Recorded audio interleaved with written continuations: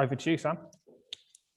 So, so we can't, can we see the people that have joined the session or not?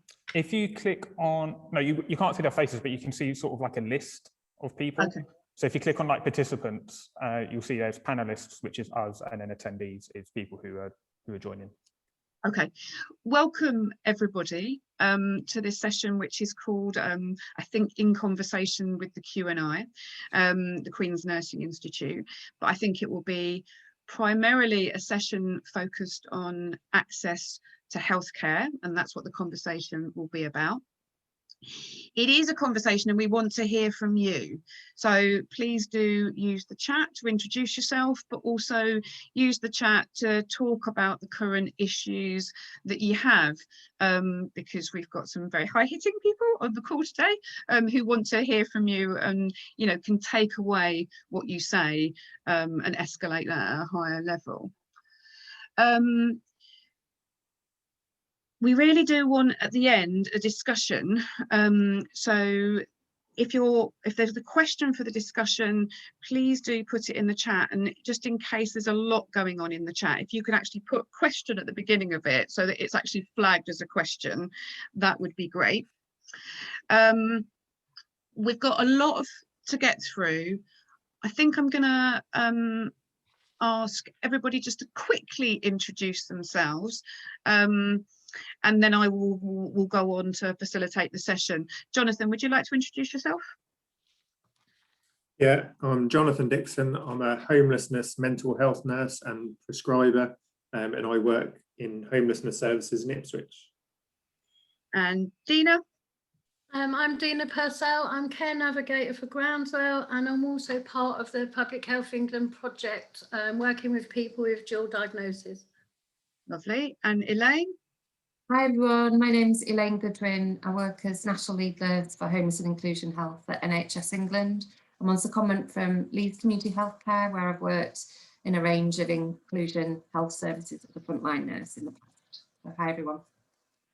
And I'll introduce myself in a minute, but just to say that Olivia Butterworth, who is Head of Public Participation at NHS England and has been leading on the COVID response to inclusion health, I'm afraid to say she's unwell today and is unable to be here, but we will be able to pick up parts of her presentation between us all, but in particular, Elaine will be able to do that.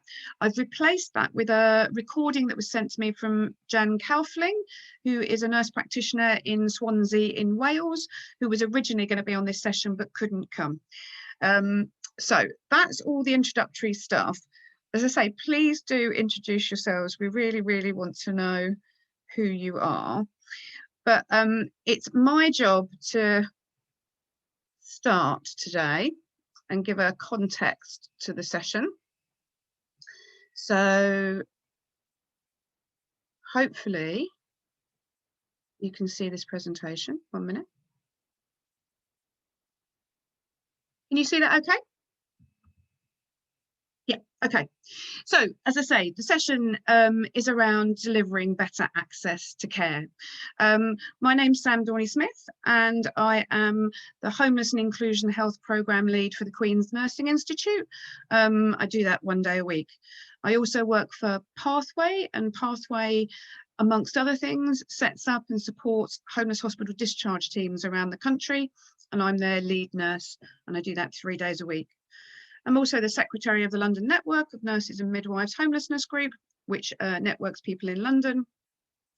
But I also, importantly to this session, work for Doctors of the World on a Tuesday evening in the City of London. So I work alongside the Thames Reach outreach team. We go out from about 7:30 till about midnight, and we normally see about 8 to 12 people. And I try and do what I can at the time, but I also try and facilitate access to care for those people during the week. And so my sort of first message is that I feel your pain, and I do know how difficult it is to get people into care.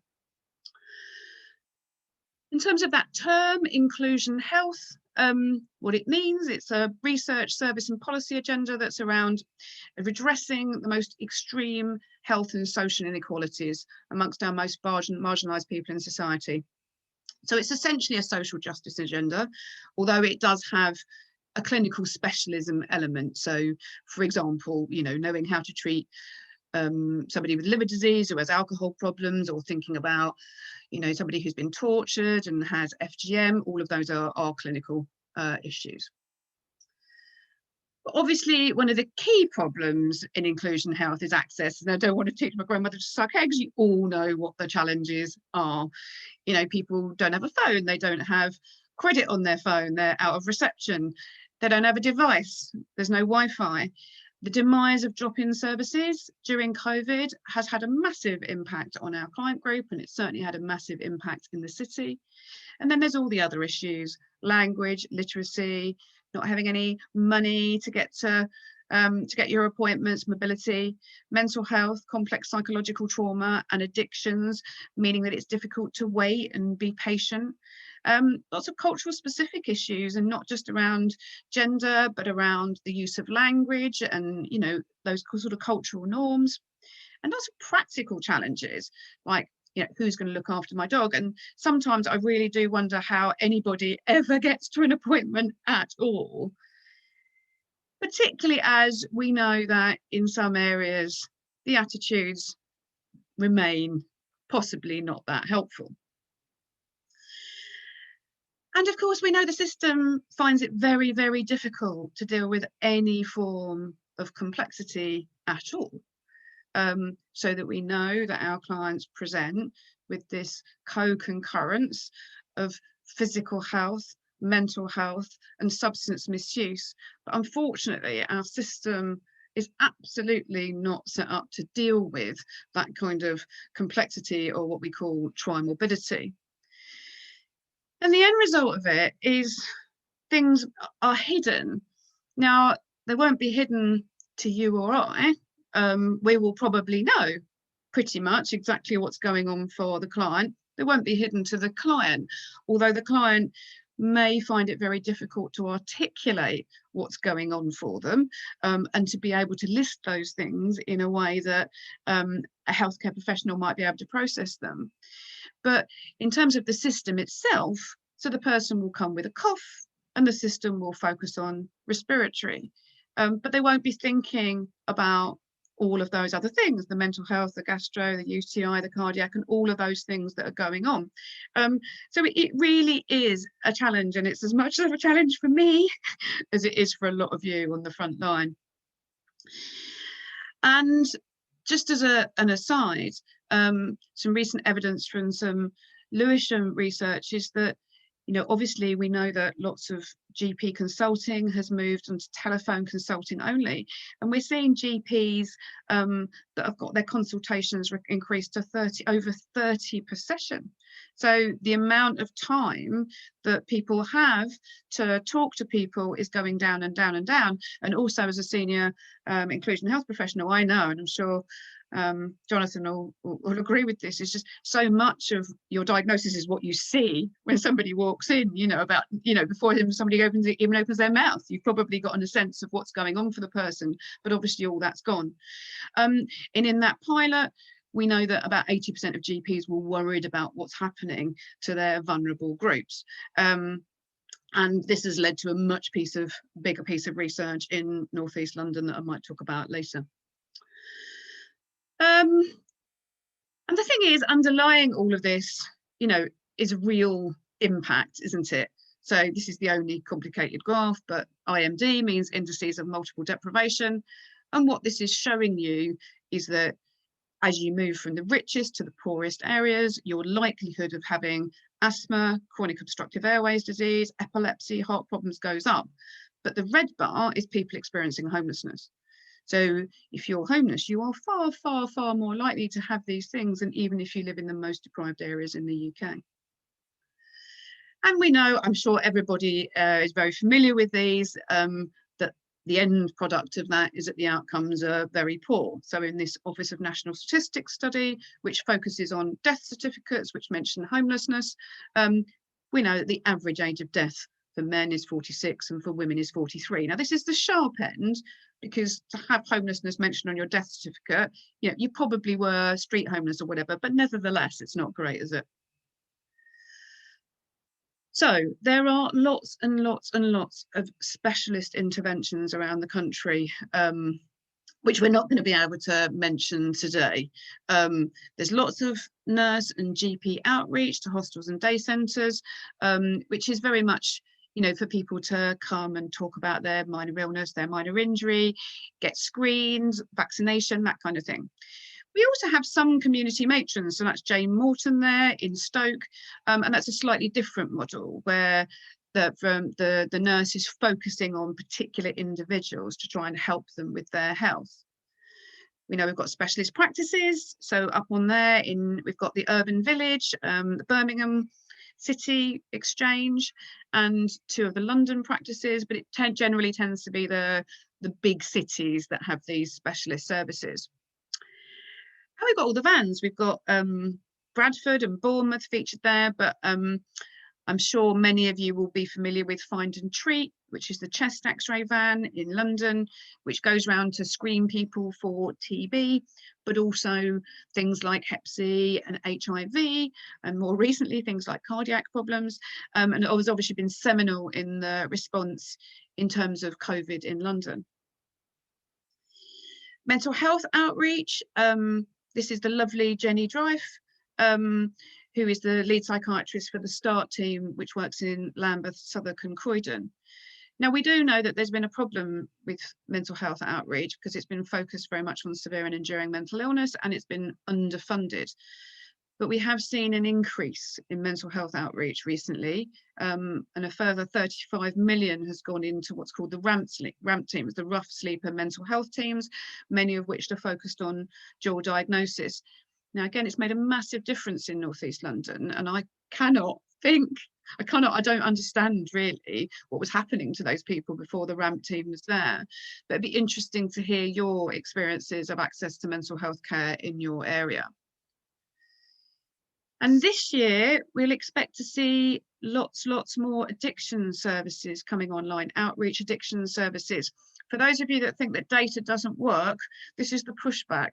So this is St Mungo's report in 2018-2019, which showed that 12,000 people were missing out on drug and alcohol treatment. And that was combined with the fact that the ONS study found that nearly 40% of deaths was still drug overdose. So that has resulted in a response, and you know, I've been training people who are becoming sort of outreach addictions workers to work alongside the outreach team. So it'll be interesting to hear from many of you if you're in those teams. Obviously, we've got hospital discharge interventions. I've put up Pathway just because I work for Pathway, but there is many others. Pathway aims to be a multidisciplinary health-led intervention. We've got 11 teams, but we are bringing on another 7 this year. And actually 20 areas have been given extra money for hospital discharge this year from Department of Health and Social Care Fund, which follows up on previous funds, which originally started with Homeless Link, as I'm sure people will remember. So again, a lot more resource coming online, and with that DHSC resource, there will be lots more step down beds as well. Unfortunately, most of these will be within hotels probably, but it will be a chance for people to continue with health, housing and recovery work that commenced in hospital. And we know that if people are given support on step down, then they do better and they don't go back to hospital. And then, of course, the other sort of key piece of the puzzle is peer advocacy, so supporting people to get to their appointments. And Dina is going to talk about that later, but I think a really key thing from the evaluation is that it saves money. You know, it saves money to the system long term, as well as producing better outcomes if you support people to get to their appointments. So in summary, there's a whole bunch of things going on out there, and you'd think then, wouldn't you, that it's all solved? And there's things on there that I haven't even talked about, like the Psychology in Hostels project, health visitors with families. It looks massive, doesn't it? But the reality of it is a postcode lottery. You know, I know that more than anybody. You know, and I frequently get people coming from areas where they've got absolutely nothing and they're just starting out. We're not the only people that are a postcode lottery, and on here it's stroke units, treatment for dementia care, times to get into a GP appointment. So you know, it's not unusual, but it is a real issue, and we get that.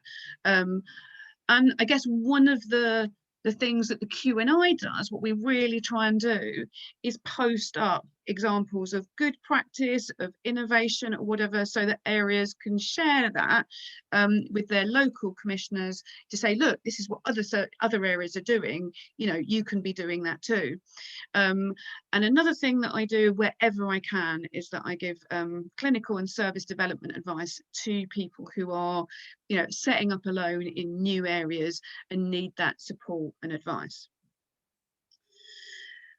Just a last word from me, I would say, of the case studies that are up on the site, every single one, I think, talks about partnership with frontline workers, you know, with the voluntary sector, because we couldn't do what we do without you.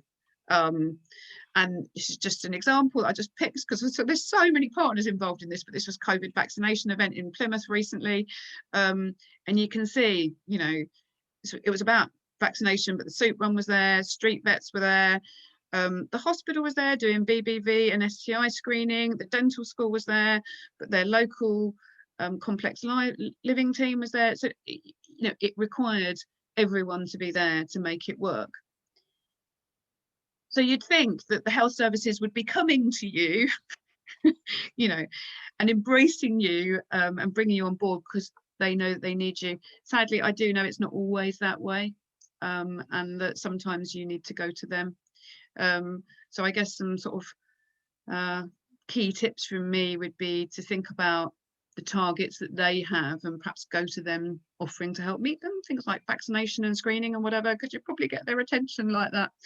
And hopefully you can build partnerships where they can then act as anchor organisations for your bids. I'm going to come back to networks at the end, but that is it for an introduction from me. So what I'm now going to do is hopefully share this presentation from Jan.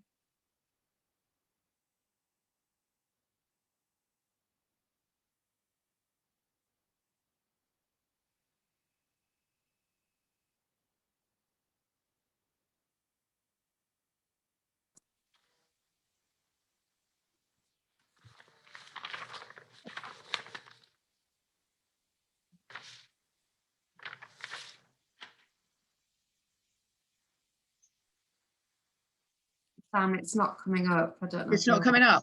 No. Oh. Joe, so that was, did you just have silence then? Yeah. Yeah. There's no, it wasn't coming up at all. Okay. Oh, Is it there now? something's coming up. Yeah. Yeah, it's there. Yeah. Can't hear though. There's no audio. There's no audio at all. No. Right. The slides are there. Okay, I can hear it. Joe, do you want to try and share it? If not, we will just go straight on to Jonathan. Yep, I'll try.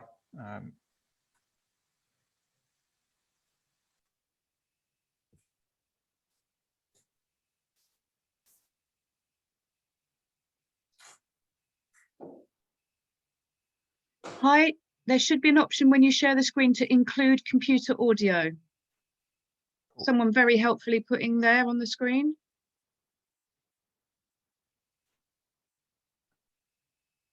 Cool. All right.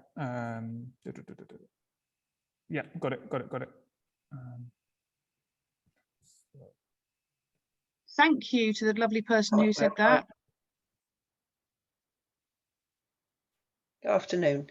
I'm Jan Coafling. I'm a nurse specialist working with homeless and vulnerable adults in Swansea and South Wales. Did you hear that? Yeah, perfect. Cool. In 2005, I applied to run an 18-month pilot project to determine the health needs of people experiencing homelessness or those in vulnerable housing, such as hostels and wet houses and so on. I was given a couple of rooms at a day centre and set about answering the question by providing opportunistic nurse-led services, including health checks, dressings, blood tests, registration with the GP, immunisations and so forth. I was an enthusiastic amateur with absolutely no experience of nursing people who were experiencing homelessness, and it seemed that everybody about me was in exactly the same position, and consequently I had no idea what I might actually be missing. The opportunities for outreach began a year or so later when I met some workers from a local drug project. They wanted access to bloodborne virus testing and hepatitis A and B immunisation for their clients, so I agreed to visit their project once a week on a Wednesday afternoon. Later, I teamed up with an outreach worker from the Integrated Sexual Health Service at the hospital, and together we ended up offering a whole range of care to people.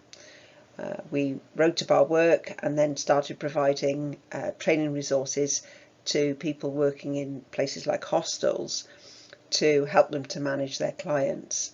And eventually I found myself part of the team providing opportunistic care to street sex workers. Every day after my morning clinic at the centre, I would provide outreach to hostels and wet houses, going to see those who were unwilling or unable to attend mainstream services, and it seemed like there were quite a lot of them.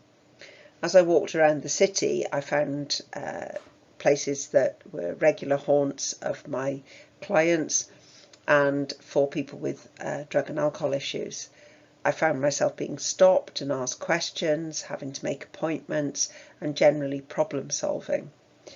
I also used it as an opportunity to catch up with people who'd perhaps attended the local emergency department and tried to find out how they were doing, to ensure that they had, follow up if that was appropriate, but also to look at the reason that they'd gone to the emergency department in the first place, and to try and ways of trying to avoid that in the future. When the centre closed in 2015, I lost my clinical space and I was given temporary accommodation with one of the support teams, where I continued to provide an open access health service in the mornings and outreach in the afternoons. I retired a couple of months ago from this post, and my new colleague is now based at a GP surgery in central Swansea. A few patients come to the surgery for dressings and so on, but all the rest of her work is now outreach. I've got a lot of stories about street outreach. Things like finding someone with sepsis and getting them to the hospital in the nick of time, but actually the majority are so much more mundane but no less important. Spotting cellulitis and arranging antibiotics, observing probable financial abuse of a man with learning disabilities, giving out condoms, treating sunstroke, and one memorable day when 6 alcohol-dependent people all blamed each other for having head lice. It is a vitally important part of seeing which substances are top of the pops and the dangers which they pose. But I think by far and away the most important aspect of a street outreach is to see and be seen, to acknowledge and to be available for a chat, because I think it's here that the real engagement with health services begins. These are just a couple of photographs of the kind of places in Swansea that I come across my patients. The picture of the fountain there is a particular favourite, because in the hot summer months, which we don't get many of in Swansea, it's not known for its sunshine.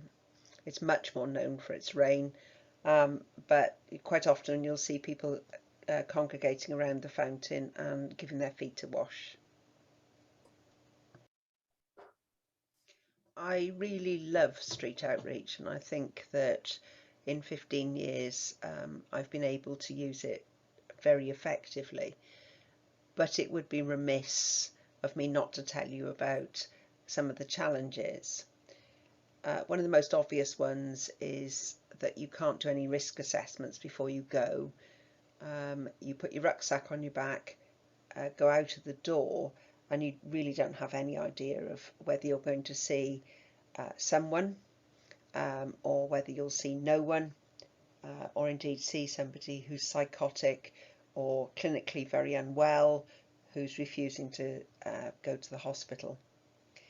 There are also enormous difficulties in managing examinations. It's really easy if it's a small wound on the foot. It's much more difficult if it's a groin abscess or if somebody wants to talk to you about a breast lump. I think the thing which I'm most concerned about is the way in which some people rely on street outreach as a way of managing their healthcare. They're so disengaged from mainstream services that they feel that the only way that they can get access to healthcare is by waiting for the nurse to come round. And I passionately believe that healthcare needs to be available for everybody, and we need to find ways in which we can get them to engage with the care that they are entitled to. So there we are. That's 15 years experience of street outreach for you. If you have any questions or queries, please email me at the address there, janet.cofling@wales.nhs.uk. Thanks very much for your time today. So that was great, wasn't it? So Jan was actually asked to go and do some other teaching today, an all-day session, which is why she did that at the last minute. She very much will respond and would welcome anybody who would like to get in contact with her, so please do. So next, we're going to hear from Jonathan Dixon, who's a senior homelessness mental health practitioner in Ipswich. He's going to tell us about what you do. You're right there, Jonathan. And Joe, if you could spotlight Jonathan when he's doing his presentation, that would be great.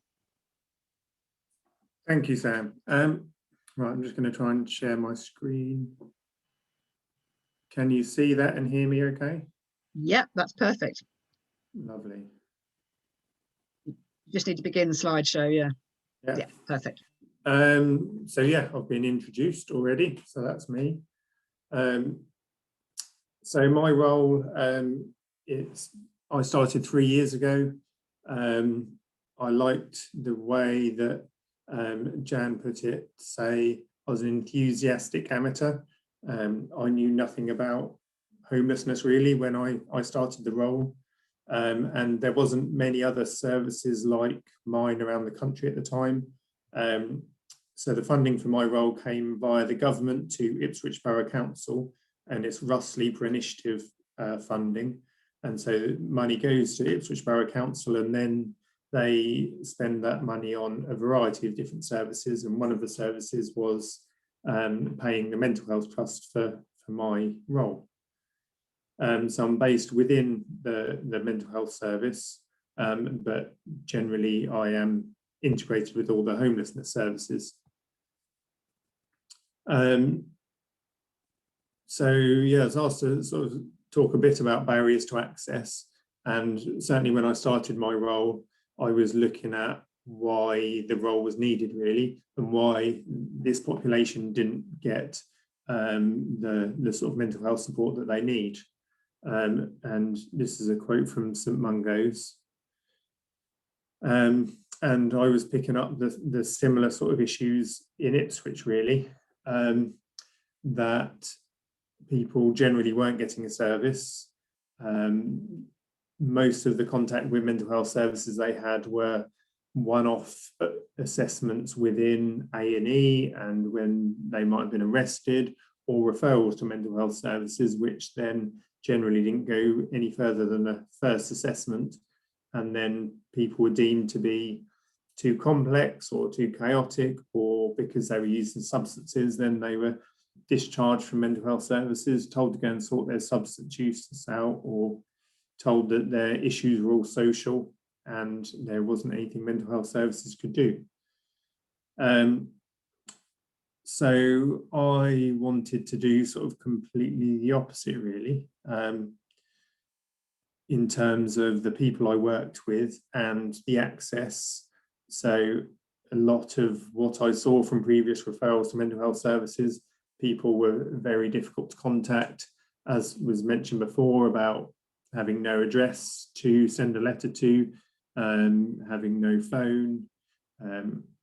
And so I tried to make my service as easy to access as possible. So I only need someone to call me or email me or talk to me on the street, say they want some help, and that's it. And then because I work sort of integrated with the homelessness services, if I can't get hold of someone, I know who will be able to. So I'll know the hostel they're in, or when they are on the streets or where they're sleeping, we'll try and get a phone to them so I can have phone contact, or they can come to my drop-in clinic. So there's sort of lots of different ways I can have contact with people. And unlike sort of general mental health services, I don't really have a criteria, apart from they have to have some sort of homelessness issue. My funding generally is about working with people who are rough sleeping or high risk of rough sleeping, but we're now at the point where we only have 1 or 2 rough sleepers in Ipswich at any one time. We get sort of more come onto the street every so often, but we quickly help them into accommodation. And so I spend a lot of my time with the hostels and the supported accommodation and people sofa surfing and the sort of hidden homeless, to try and improve their housing situation by improving their mental health and try and keep them off the streets. And yeah, I will see people where they are. So I do see some people at the mental health base because they prefer that, but other people, they will always struggle to attend that sort of appointment. So I'll go and see them at the hostel or the drop-in centre, or on the street. So wherever's easiest for them and wherever is most likely that you're going to find them, I will go to. And that approach is a lot more effective. Otherwise, you just have far too many missed appointments. So I could not do what I do without being integrated with all the homelessness services and all the other services that have contact with the homeless population. I see people with the most complex and multiple needs. They'll have mental health issues, they'll be homeless, they haven't got any money, they have physical health problems, they have substance use problems, they're in and out of prison. And I can't deal with all of that on my own. And so being integrated with all the other services, we sort of constantly refer to each other and help each other out. And the only way to meet the people's needs and get them moving on in life is by everyone working together, really good communication, and having a sort of wraparound support to help them through into sort of better health and better accommodation. So in Ipswich, these are some of the many services that I work with and sort of integrated with. There are many more. So I thought I'd do a quick case study. So this is about a 31-year-old. So she was referred to me about probably just over 3 months ago. She was referred while she was in hospital on IV antibiotics. She had got an infection from groin injecting heroin, and was close to death. She'd never really had mental health support before, but had sort of long-term mental health issues. She'd had her children removed about a year before, due to being in an abusive relationship, which had just ended when she went into hospital, and she didn't want to go back to it. And it was actually the the partner that suggested she try heroin after she had her children removed, because it would make her feel better and help her forget about what she'd been through. And when she was referred to me, she was homeless. She'd been sofa surfing with the partner, but didn't want to go back to him. So I completed a mental health assessment while she was still in hospital and told her what the diagnosis was that I thought, and explained all about it, and explained why her mental health was the way it was because of the sort of childhood trauma she had suffered. Got the hospital to start prescribing mental health medication, which really helped her manage her mental health better. We referred her to the winter night shelter, which only had a couple of weeks left to run, but she managed to go there for a couple of weeks, and then we supported her to be referred into a sort of longer term supported accommodation. I also referred her to the eating disorder team because she had some major eating issues, and referred her to Health Outreach, who are a team in Ipswich who are very good at getting people to register with a GP.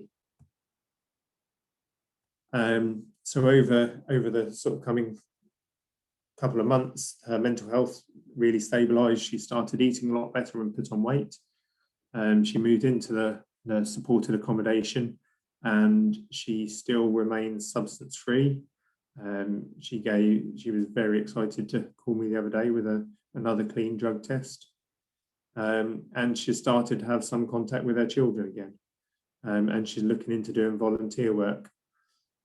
And looking at how she's doing now compared to how she was doing 3 months ago, almost having died, she's come a huge way. She's done really well herself, but if it wasn't for all the services working together to support her, then that couldn't have been possible. And this is a quote from someone that I met at the homeless drop-in centre, who had quite major mental health issues, but he didn't think that he could get any support with his mental health because he was homeless. And that's always stuck with me.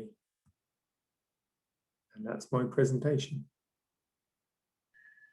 Thank you very much, Jonathan. And one thing I'm always struck by with you and the more successful services is it's not really about diagnosis. It's around recognizing that someone has mental health distress and just supporting them, with whatever their needs are. So that's really good, but we'll come back to that. So now Dina. So Dina so I'm going to share Dina's presentation for her, and we've got to be kind because this is one of her first goes at doing this. So I'm going to try and be as effective as I can be. Yeah, right, hang on. I think you're at the end. Yeah, from the beginning. There you go. So, yeah. Joe, if you could spotlight Dina, and Dina, you just tell me when you want me to move the slides on. Okay. Thank you very much. So, hello. I've already introduced myself. I'm Dina from Groundswell. This is a little bit of information on Groundswell and the role of peer advocacy in helping people experiencing homelessness access healthcare. Next slide, please. Thank you. So Groundswell works with people with experience of homelessness, offering opportunities to contribute to society and create solutions. People who have got experience of homelessness have probably got the best, know the things that they need to help them. And participation is at our core, as this experience is so crucial in making decisions that affect lives. I've put my bio up. I'm going to explain very briefly because I think it's very relevant to my job role. I was street homeless at 16. After serving a very long prison sentence, I was released homeless. I found it extremely difficult and I became addicted to drugs. I had an addiction for 10 years. I've now been clean for 20. I had so many obstacles in my path. Obviously, I couldn't get employment. I had unspent convictions. I spent so long, I applied for hundreds of jobs. It was very, very difficult for me. So I started volunteering. I became a serial volunteer. I volunteered for 15 years at all different homeless charities. And then I joined Groundswell because I really thought all this lived experience can't go to waste. You know, I need to use it for the benefit of others as well. So I joined Groundswell in 2019. I joined as a volunteer peer researcher on the Homeless Reduction Act.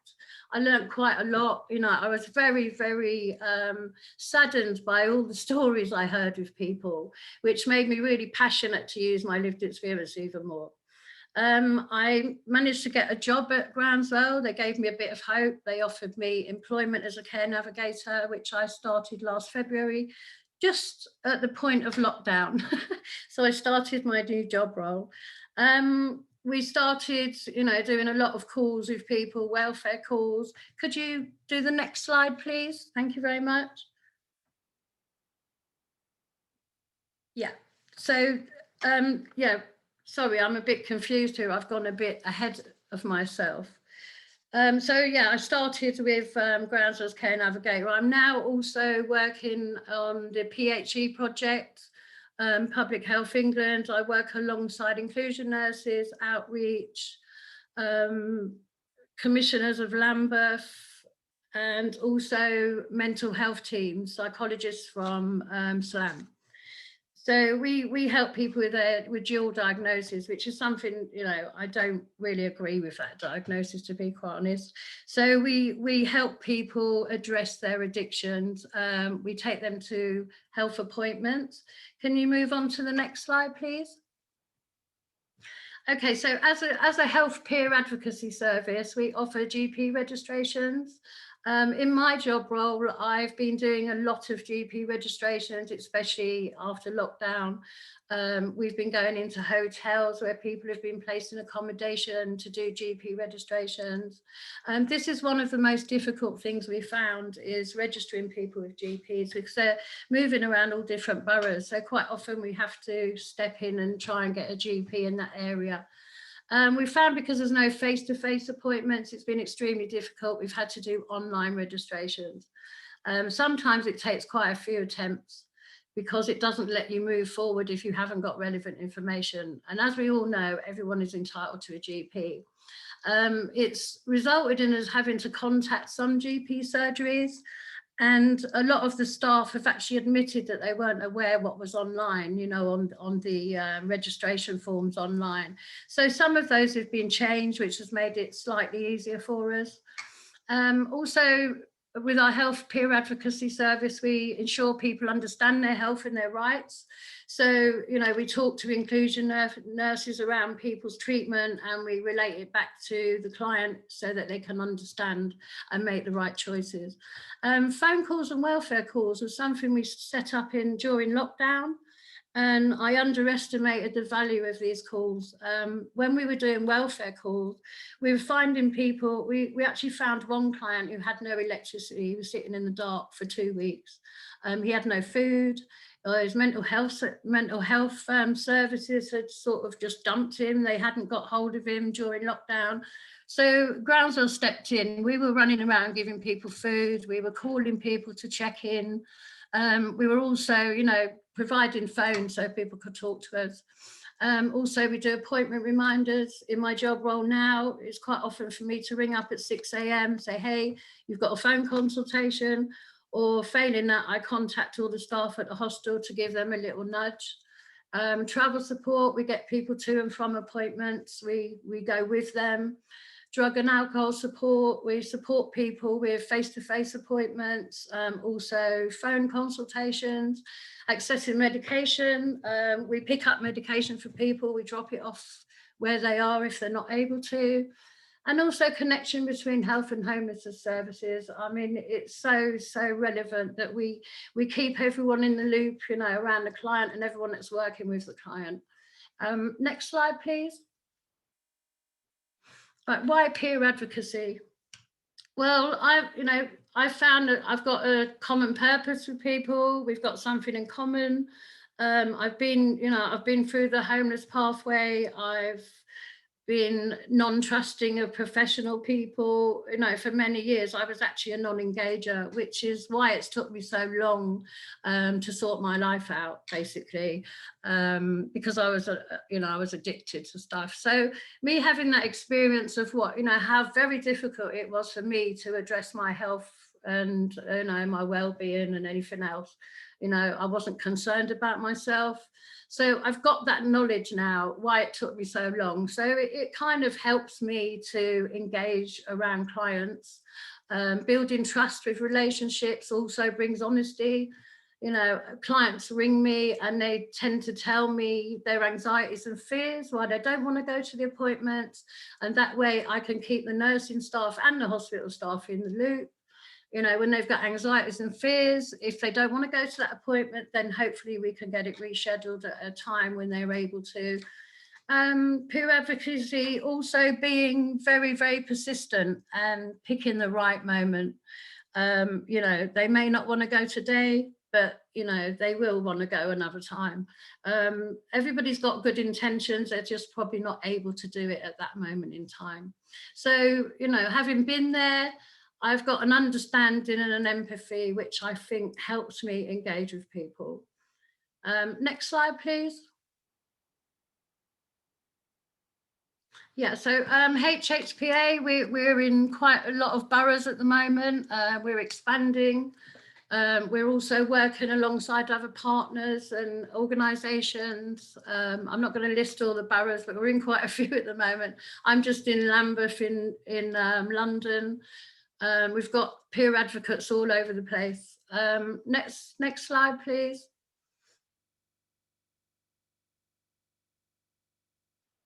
And finally, we're always looking for new volunteer peer advocates because we know this is the way forward. People with experience, it's a really good thing for lived experience. Also, the person will be fully trained. I mean, it's amazing how I've upskilled since I joined Groundswell 2 years ago. I never in a million years thought that I would actually be helping people on their journey and also helping me in my recovery at the same time. Anybody, if you know anybody, or at the moment I'm trying to recruit, I'm recruiting clients as well who would like to get involved in volunteering. And yeah, if you're interested, please do get in touch, and we'd be happy to meet you. Yeah, so I think that's the end of my presentation, and thank you very much for listening. Thank you very much, Dina. Can I just say that was like a pro? Thank you. Just to say from my perspective, we couldn't possibly operate without Groundswell, not just in terms of their peer support, and I am originally from Lambeth, but also all the peer research that they do is absolutely incredible and raises the profile of some really important issues. For example, your pain research I use all the time, but also all of the leaflets and resources that have been produced during COVID have been second to none, really, and I know have been used around the country. Yeah, that's another thing, sorry, getting involved in all the COVID stuff and encouraging people to go for their jabs or tests. That's been a bit of a challenge, but yeah, we've been involved in that as well, which has been really great, trying to give people the information and confidence to go and get the jab, basically. So I think alongside, to be fair, we should acknowledge Doctors of the World and Friends, Families and Travellers, but I think those three organisations have absolutely led the way for all of us, really, in terms of addressing vaccine hesitancy and supporting with the right resources and films and stuff like that. So that's all been brilliant. And also, just as I was just mentioning, so we're working alongside Groundswell at the moment to do a sort of a repeat mystery shopper exercise, looking to see what's happening in GP practice at the moment, which leads nicely onto our last presentation. We're very lucky here to have the NHS England lead for homeless and inclusion health, Elaine, who's going to tell us how we can fix it all. No, she's not. Yeah. But we're going to have a discussion about that afterwards. Can I just say, right, I've got more chat now. I want everybody to tell us who they are and get chatting. This is supposed to be a conversation. So if you've got access to the chat, please do tell us who you are and tell us what you'd like to chat about once Elaine's finished. Elaine, take it away. Thank you, Sam. And I'd just like to say thank you to all of you who've spoken so far, but particularly yourself, Dina. I'm not quite sure how I'm going to follow that what you've just kind of shared. Really, being a massive advocate for peer advocacy, it was really interesting to hear your journey there. And certainly within my role within NHS England, having worked in homeless, prisons healthcare, refugee healthcare, where I worked very closely with peer advocacy and voluntary agencies, it's certainly a passion of mine, and I know there's a lot of kind of commitment within NHS England and the NHS as a whole to really, I suppose, almost just mainstream how we work together with peer advocates and agencies like yourself. So it's just kind of what we do. So it's really good to hear your journey, and thank you for that. So I will just attempt to share my screen. Let me know, anybody, if that's not working. Can you see that, Sam? Yes. Yeah, that's perfect. I'm going to focus now on vulnerable migrants, but I think a lot of kind of the themes within what I'm going to talk about apply across the board within vulnerable groups, and certainly, you know, issues around access, the importance of partnership working, as we've heard throughout everybody's kind of conversation so far, are paramount within the kind of lens I'm going to look at. So as I said in my introduction, I worked for 10 years in a team in Leeds working with people seeking asylum and refugees. And in the 10-year gap since then, I've done a range of other inclusion health work, but having a massive privilege being in this post now nationally with NHS England, I've led on a scoping piece of work with a safeguarding colleague over the last 4 months looking at this particular area. And what I want to just share with you all today is some of the kind of findings from that, but also not sure if I can get onto my next slide. Also around just some of the kind of thinking and recommendations around accessing healthcare, and looking a bit at all our roles in how we can kind of influence moving forward. So just to start with, when we talk about vulnerable migrants, I thought it'd be useful just to clarify what we mean. And obviously, migrants are individuals, they are people, and not all are vulnerable, and it's important to recognise that. But what I'll come to talk a little bit about in a minute is around how some of the experiences that people may have had on their journeys here or in this country, some of the policies that we have nationally and across the UK can often lead to vulnerabilities. And it's that sort of angle that I want to just focus on, and how that impacts on access and impacts on healthcare. So when we talk about vulnerable migrants, we're talking about how that can include people seeking asylum, refugees, unaccompanied children, people who've been trafficked, undocumented migrants, and low-paid migrant workers. And I've put some other definitions on there around asylum seekers, refugees, and undocumented migrants as well. So when we look at the pre-migration context, and it was interesting when, interesting and shocking and sobering when I did the scope recently, because certainly what was fed back through that work nationally of the experiences of people very much replicated what I heard often in the 10 years I worked on the front line, working with people who'd either recently migrated to this country or had been in the country for some time. And I think it's just important to acknowledge the journey that lots of people, not all, but lots of people could have had and experiences prior to coming to the UK. Obviously, poverty is throughout all of that, and trauma was a really key issue for people when we did our scope. And trauma on a number of range of kind of experiences people may have had. And I don't need to name all of those, and you can see that on the slide. Witnessing torture or killing of loved ones, again, this was often something I heard and was never it never shocked me, never stopped shocking me, how many people who I met who'd come through a migration journey who had experienced the loss and of loved ones and potentially witnessed torture. Betrayal by people in authority, and this is kind of key, I think, well, all of this is key to acknowledge around impacts on health in this country, but particularly it's shone a light on this, I think, throughout the COVID pandemic and the subsequent vaccine rollout that we're trying to support and enable everybody to access, about how just not to make those assumptions that people will trust authority and trust our NHS, because it may be they were betrayed by health authorities in their own country. Risks, obviously, with population movements, and often movements journeys that can take weeks, months and years. And then I put at the end here, fear and mistrust. Again, I've made some reference to that, but I think it's not to underestimate how fear and mistrust can be really significant for people and impact on them now in this country.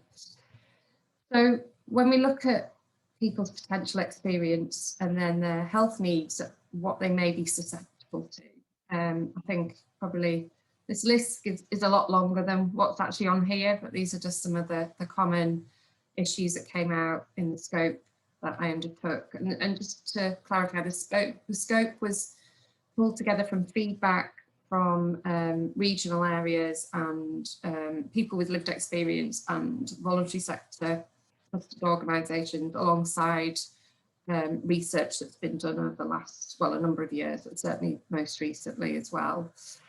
Obviously, mental health is often a theme for people around their health needs. And when we look at the health needs of vulnerable migrants, women and children are particularly vulnerable to quite a significant health needs. Depending on the country of origin, female genital mutilation could be a significant risk.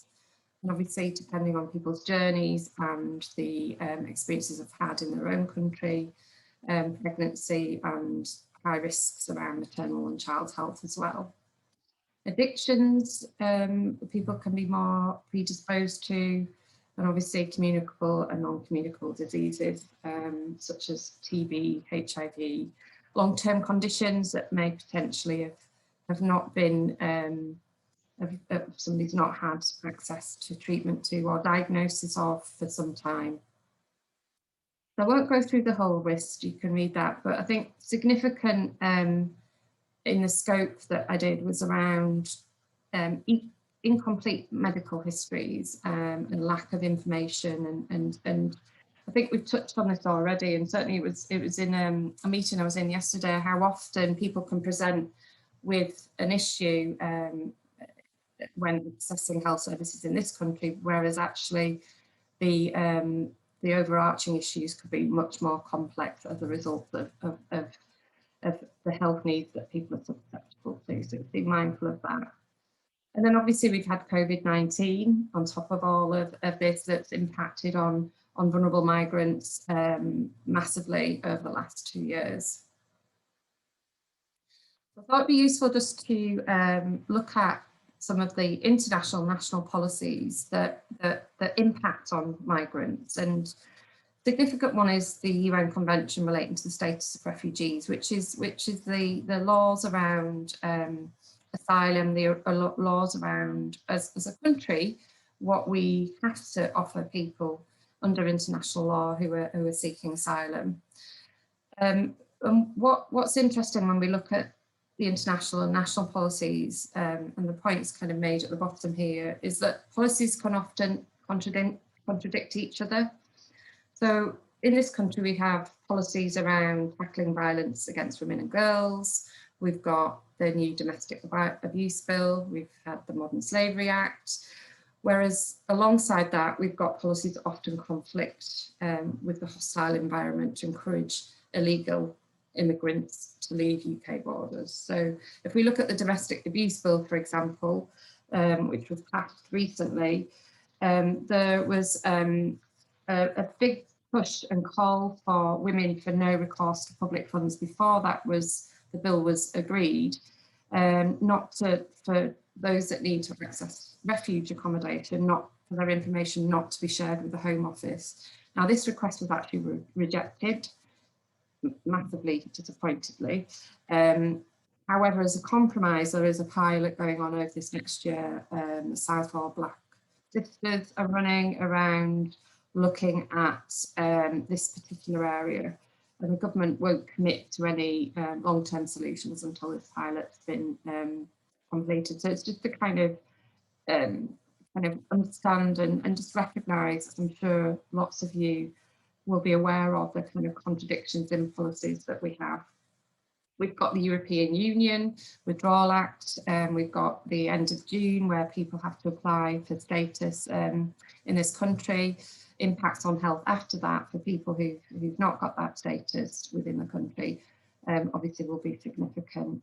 And we've got a new plan for immigration, which is going through Parliament at the moment, where there's lots of proposals around illegalising,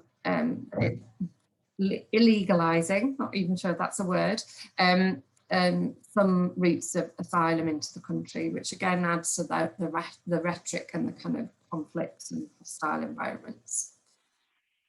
So when we look at the NHS and health policies, one of the things that came out of the scope that I did, and this was specific to people seeking asylum, but it kind of crosses over through all sort of vulnerable migrants, really, is that the impact of the Health and Social Care Act, and how when we brought in charges to overseas visitors, which there were new regulations around in 2015, what we are now seeing is there are,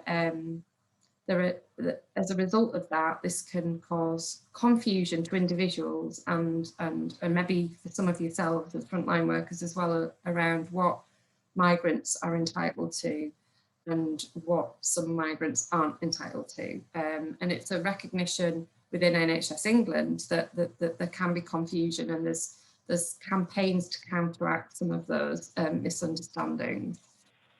So again, it's just sort of highlighting some of the conflicts and balance and ethical dilemmas when we look at health access. And the realities of what we're working in as a country and as countries and systems. So we know health inequalities, we know that COVID-19 shone a real light on those, but then we are also aware that there's impacts for people with particularly no recourse to public funds, charging regulations, misunderstanding of entitlements, and what we're seeing through particularly the vaccine rollout is that where then healthcare is made exempt, such as COVID vaccines, for example, it doesn't necessarily encourage migrants to come forward because they're already deterred from accessing healthcare due to some of the kind of wider policies that means they can't access all of healthcare. And just back to some of the experiences that I shared in the beginning, and I'm sure some of you will have worked with people or may have had your own experience of. For some of the journeys people have had coming to the UK and then experiences in the UK, that fear and mistrust is often magnified as a result of all of that. And obviously there's individual implications of that, which are massive, and then there's the wider public health implications. So post-migration context, and I've touched on some of this already, but this is what came out of the scope that I did recently. And again, I won't go through the full list, but the vulnerabilities is something that is really kind of key, and we need to sort of highlight and be aware of. So vulnerabilities to exploitation and risk. So if we have, for example, we have got policies within the country, if people's asylum claim, for example, is refused and they have no other routes to go down, and you know, there are stipulations around how people leave the country, and if people won't sign up to that, then often they're made no recourse to public funds and don't have any entitlement to certainly secondary healthcare and housing, etc. And again, I'm sure yourselves will have seen the kind of impact of that with street homelessness, etc. And that just pushes people further into the peripheries and increases vulnerability to exploitation and risks, and safeguarding risks as well. Obviously, we see a lot of poverty, poor housing. We know that often the long asylum process can impact on people's mental well-being, and that's whether they get negative or a positive decision. Again, just hearing from people, as I often have, and I'm sure some of you will have, that uncertainty and fear of deportation that can, if somebody's in a long asylum process, or somebody's an undocumented migrant from whatever route they come through into the country, that constant fear of deportation, again, can push people into the periphery, into the kind of hidden aspects of society, and understandably, as a result of that, they're much more fearful of coming forward to access healthcare. So just around entitlements, I've put this on here because it is complicated. So there's links, I've put some links at the end because there's a lot more sort of depth to some of this. But just taking some of the key principles, all migrants are all people in the UK, so everyone is entitled to free primary care health, regardless of their immigration status. And there's been a recent campaign within NHS England to support this through the cards that you can see on the right here. And I know there's a link in the chat that has been kindly put in there just to, if people want more information around the cards. So that campaign is around really much promoting to individuals and voluntary sector agencies, other agencies, that those trusted agencies that people are working with, that people do have the right to register. They don't have to have a fixed address, and they don't need to have identification. And there's a number on the back of that card that people can ring if they struggle to get access to primary care. We can have more of a conversation about this later in the conversation we're going to have after this, actually, if people need to understand more about this or are hitting and experiencing barriers. We know that the system's still not perfect. We know that there are still blocks at primary care around registration, which I know Olivia would have talked more about if she'd have been here today. What I would say to you all is that there's an absolute commitment within the NHS to improve this, to get it right. It's not going to be there in the short term though, but let's work together to try and improve this for people. So I'd encourage that you keep engaging with us so that we can improve in this area. People seeking asylum or with refugee status have full entitlements to healthcare. And this is where it gets complicated, because then if somebody becomes an undocumented migrant or has been an undocumented migrant throughout their journey into the UK, they get charged for secondary care, although they're right to make submissions. So just from a kind of inclusion health perspective and taking action and what can we all do about this? How can we work with people in the best ways that we possibly can? What's within our gift?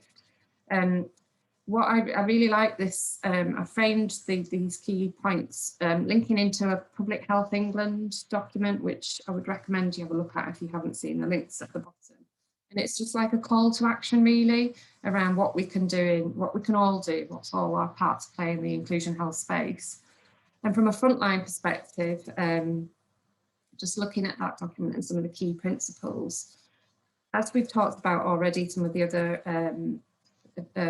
people have talked about, really focusing on what matters to people, understanding of the context of rights for people. So for vulnerable migrants, for example, just having a broader understanding of that and knowing where to get more information if you need it, being aware of some of the access barriers that I've shared with you today, and I'm sure lots of you will have other examples and experiences of that. Seeking learning and training, peer advocacy, as has been a key theme throughout what's been said already, massive. It's something that is growing, we need to build more of. So just understanding what you've got in your local area around What primary care teams have you got if you don't work in healthcare? And if you're not sure, escalate in the system. I'd encourage from a service organisation level as well as some sort of tips there around working with trusted services. So if you are the trusted services and you're trying to work with healthcare at an organisational level, try and speak organisation to organisation. If you can't do that, escalate it up to people like myself at national levels so we can try and help unblock some of the barriers there, because partnership is so key to all of this. Know you're hard to reach, they're inverted commas, people, because actually they're not, it's the services that are hard to reach. So know your services that are hard to reach, adapt them. The brilliant example of street outreach we heard earlier, going to where people are.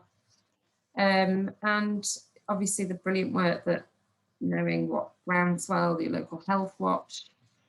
There are lots of opportunities at the moment. Yes, it's not perfect everywhere, but there's certainly what I can see certainly at a national level, and I'm hearing more at a regional level and a local level is a real commitment and will to improve on this agenda. We've got our new ICSs evolving. They all have a responsibility around health inclusion, around health inequalities, and therefore that gives us an opportunity to join some of this up, join some of the collaborative working up. So yeah, just to leave you with a flavour there really of some of the kind of ways and means that I think are there to kind of take as opportunities, but let's all keep talking and escalate to the powers that be when we need to, where things aren't working. So thank you. And my last slide just gives some links to various websites that have got loads of information on. And there's a link there as well around GP registration. So thank you for listening. Thanks for that, Elaine. And I think the presentations will be available. So the recording is being available as a part of a pack of this session. I think the presentations and any resources from it will be available as well, as Amanda said. So I wonder, Joe, whether you could jointly spotlight myself, Jonathan, Elaine, Dina, and yourself as well, maybe. That sounds like a challenge for you. So maybe do that first, and then if we could do that poll, that would be helpful. I have a couple of questions that I can put to everybody. And also there's a couple of points that I've picked up from the chat. But oh yes, so sorry. Well, I'm trying to get people to engage a little bit because you're all being very reticent in engaging in the chat. So could you enter these polls? It just says end polling on mine, Joe. I don't know whether you can. Yeah, so we can see the end polling bit, but other people can vote on it and we can see when the votes come in. Okay, so if you could just answer these questions first of all, that would be really helpful. So number one, overall, do you think that primary care access has changed? How it's changed? Has it got better? Has it got worse? What do you think about that? And the second one is about how you feel that mental health access has changed during the pandemic. So far, I haven't got many responses, so I'm just going to leave it up there.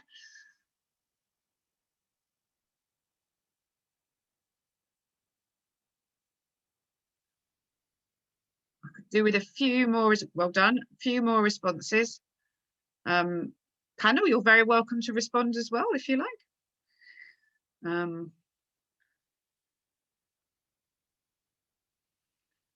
For the others, I don't know whether it's because you can't respond.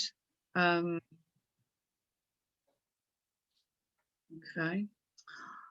All right. Well, I think on the first question, we're seeing a sort of a clear sort of from the floor suggestion that access to GP and primary care has got worse during the pandemic, and much worse in one case. And and indeed a similar picture there on mental health. Actually, so on mental health, slightly more balanced, I would say, with no change and worse. But I suppose what that definitely shows us, I can end the polling, is that it hasn't suddenly all got much better, which I think is probably what I expected to see. I haven't got people all jointly pinned on my screen, Joe. I don't know whether other people have. Give me a minute. I've put it in gallery view, so people viewing us should be able to see all of us. Okay, all right. So I am going to pick up on a couple of things from the chat, but will these contacts be available? Yeah, in the chat afterwards. Yes, absolutely. A couple of questions came to me before the session, and I just wanted to start with those. So the first question is around the difficulties that people with dual diagnosis have accessing services, and whether there are any thoughts and tips around that. And I thought I would go to Dina first, because I gathered from your presentation that you've obviously got some thoughts about that, and then I'll come to Jonathan and then Elaine. So take the floor, Dina. Diagnosis. I struggle with this one. Well, obviously I'm working with clients who've been diagnosed with dual diagnosis. Actually, the clients don't agree with it much either. So, I mean, we've been trying to get encouraged to get our clients to address their mental health more than their drug addictions initially, because the psychologists seem to think that mental health is more, it's going to be easier to engage a client with. So obviously out of 89% of our clients do not want to engage with mental health services, while they're in their addictions. So, we work on people to address their drug addictions before we pass them on to mental health services, because we haven't found anyone who actually wants to engage with mental health while they're in their addictions. So this is why I don't really agree with the dual diagnosis. I mean, having been an addict myself, I was almost diagnosed with dual diagnosis, but having overcome my addiction, I've not needed any mental health support. Once my addiction was resolved, my mental health completely changed. My outlook changed, obviously. So, this is why I struggle with this diagnosis, to be quite honest. Okay, thanks. Is that fair enough? Yeah. No, absolutely, absolutely. Jonathan, your thoughts on people with dual diagnosis being able to access treatment? I also don't like the term dual diagnosis, because that's just saying there's two different diagnoses that join together, and it's that simple. I prefer to say people have multiple and complex needs, because generally people have other issues going on as well, and they all sort of interact together. But it is a term that's used by mental health services to describe people with mental health issues and substance use. And certainly in Ipswich, in our trust, there has for a long time been huge difficulties for people with both issues accessing mental health services.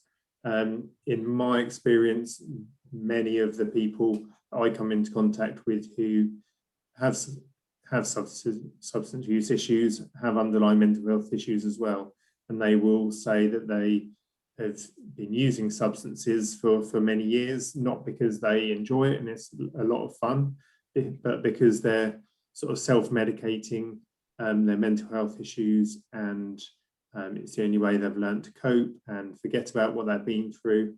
And being told just to go away and sort their substance use issue out, generally for a lot of them isn't that easy, because their mental health will often get a lot worse. As the sort of opposite to what Dina said, a lot of people say their mental health gets worse as they reduce their substance use.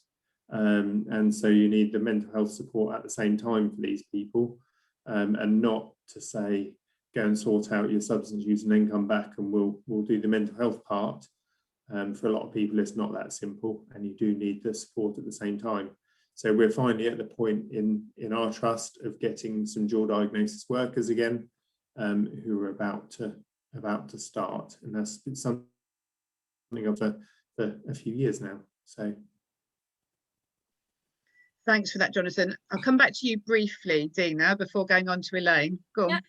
No, just so I'm not actually saying that people don't have mental health when they're addicted. Obviously, a lot of people do self-medicate, so there is probably an issue there in the first part. What I don't agree with is that, I mean, most of the people I work with around mental health services are linking the addiction to, you know, automatically like crack psychosis. You know, they're coming out with that kind of stuff. People have got crack psychosis and it's a crack that's causing it. This is a little bit that I'm kind of disagreeing with. I mean, obviously a lot of people do, you know, are suffering from post-traumatic stress disorder. That, you know, that does happen, and people do need mental health, but I don't think that the mental health treatment is good to be the initial step. That's what I disagree with. I don't think the mental health is the initial step that is needed when somebody has an addiction.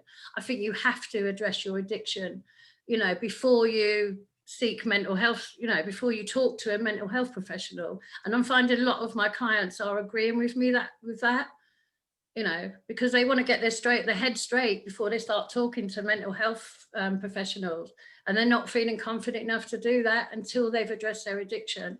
So that's the way I was coming from it. Thank you.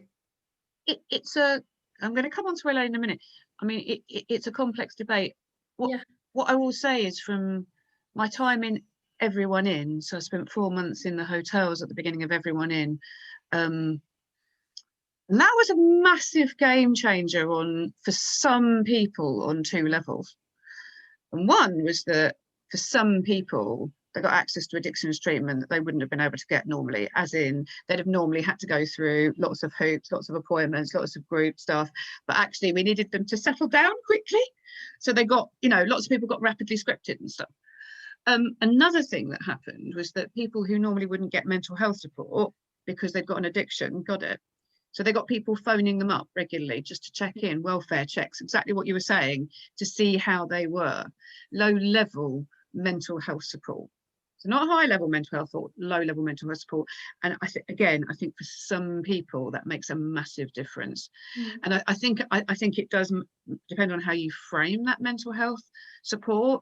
And I think the problem is, where people are sort of excluded from mental health treatment because they've got an addiction, some of that just general being nice, giving people support, you know, being nice to people, like, you know, really supporting people who've got low-level anxiety and depression doesn't happen. And for some people who are lonely and unsupported, that is difficult. Elaine. Yeah, again, thanks, Dina. Really insightful what you're sharing. And I think for me, it kind of comes back to the mantra of what matters to somebody, that looking at somebody holistically, not, you know, giving them a label that then puts them in a box. And that actually, having worked, for example, in prisons, I was head of healthcare in Leeds prisons for 4 years and managed IAP services for a year as well at a different time. And just understanding the frustration at that time around if somebody had a dual diagnosis label, they were often bounced around and actually didn't meet the criteria for anywhere, appalling. Whereas actually, if we look at the person as an individual and what's important to them and what they need, and actually then the services should come to them, shouldn't they? And certainly that's, you know, that is the big push within the NHS at the moment and within kind of commissioning. So I've just sat on multiple complex needs panels for multi-million-pound funding for pilots for areas, absolutely, to pilot models of multiple complex needs provision. All of it's around what we're talking here: partnership working together, working holistically with people, what matters to them, bringing services to them. And for me, it's almost like the dual diagnosis label often is the barrier rather than actually what actually is wrong, what people need, if that makes sense. So I think there's yeah, it's complex. and it can be difficult, and I know that. I think it's for me the principles of that patient-centered, that person-centered care. So I'm going to do another quick question. I'm aware we've only got 5 minutes left. Just to pick up on 2 things that were in the chat. Dental access. Gosh, yes, that's a problem, isn't it? It's a problem all over. My top tip on that is that 111 are there to help you. It is part of their job.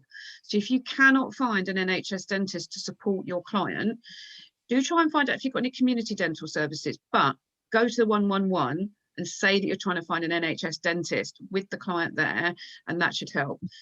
With regard to this question about, is there any way to get funding for undocumented migrants to access detox and rehab? The answer is no. I think they are entitled to primary care type brief intervention stuff, but they are unfortunately not entitled to detox and rehab. The second question, so I will try and get a quick perspective from everybody, was around how would you what would be your recommendation to help frontline workers partner with health? And I'm going to start with Jonathan. I'm going to be mean. There you go. What would be your recommendation? How can those frontline workers make a partnership with health? I suppose from the frontline workers' point of view, trying to find people within services, within individual teams to make a relationship with, because I think once you have personal relationships with staff in teams, you can start to understand a bit more what they do, and they can start to understand a bit more what you do. And I think that's one of the best ways to start developing relationships between services, because the managers can do it to managers, but actually it's the people that are working with the clients. So making that connection between sort of worker to worker is a very good way of doing it, and get someone from mental health services to come and talk to your team about mental health and what services there are out there and what criteria they have and what they expect. And also, as much as possible, go along with your client to an initial assessment, because often people get treated, unfortunately, people get treated slightly differently if they have someone supporting them to if they go there on their own. That's absolutely good. Great answer. Dina, your thoughts on that one? I know. Groundswell are the queen and king of partnership, aren't they? So, well, I echo what Jonathan said just now. Go along to the initial assessment. I totally agree with that. Advocating for someone, because it's very nerve-wracking for your patient or your client as well. So it's good to have somebody there. We're like a little bridge in between, So yeah, collaborative working. My gosh. So I work with inclusion nurses. I even go to their surgeries at the hostels, because I want to be in the loop about clients. So I work very closely alongside the nurses. If we've got a problem with someone going to an appointment, I'll actually ring the hospital and talk to the ward staff or the people that are expecting that person to come to the appointment, and I will have a chat with them and tell them exactly why the client doesn't want to come today or why they're struggling. So we've got quite a close relationship with the hospital staff, the inclusion nurses, the psychologists. I'm always keeping them in the loop about a client. They're not feeling great today, I don't think they're going to go tomorrow. So that kind of relationship is really rewarding. We go on outreach together, and it just works. It really does. That's brilliant. And Elaine, a last word from you while I share my screen, just to put some networks up on the screen. Yeah, I think it's absolutely what Dina and Jonathan have just said. It's about those relationships as a frontline worker, and also relationships at an organisational level as well. So if you don't feel you can achieve what you want to achieve through colleagues in other organisations, you want to either build on it or you're struggling to build those relationships, can your organisational leader help to support that through an NHS leader, for example. There's also inclusion health leads now in all your CCG areas. So for me, it's working together across all the sort of different layers of kind of organisations. So yeah, relationships for me, knowing each other, yeah, building that relationship. Thank you. So thanks to everybody, to Jonathan, to Dina, to Elaine, and obviously to Jan, who's not here. I just wanted to flag again, all of these networks are free to join, and they are open to clinicians and non-clinicians, and they provide you know, updates on evidence, jobs, events that are going on, training that's going on. You know, get yourself on all of these, because you'll get yourself much better linked into the inclusion and health community. The Russell Webster one is less known. It's really, really good. I'd really recommend people join that. The Asylum Support Network one is very much for frontline clinicians who are working with vulnerable migrants, and there's a lot of exchange of individual problems on that, which is not so true on the others. But there you go, that's us. I hope you have enjoyed the session. We are running 1 minute late, so I apologise for that. But I hope you enjoy the rest of the conference and have a good day. And as I say, thank you again very, very much to Jonathan, Elaine and Dina for doing a wonderful job. And thank you, everyone. I've actually learned a lot today. It's been brilliant. Thank you so much. Oh, there you go. All right, so Jo, are you going to... Sam, for organising all of this, so brilliant. Thank you. Thank you. So Jo, do you stop recording now? Yep.